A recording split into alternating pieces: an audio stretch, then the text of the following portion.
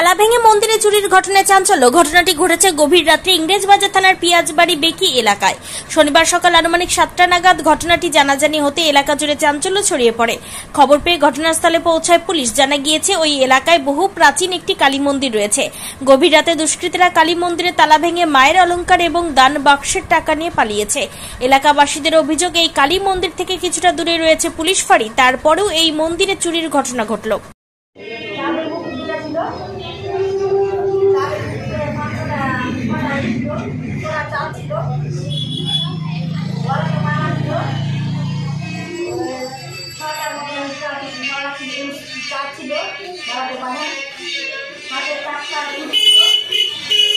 চারটা মোটা চুড়ি, চারটা মিনি চুড়ি ছিল হাতে, আর পায়ে জোড়া ছিল 2 জোড়া,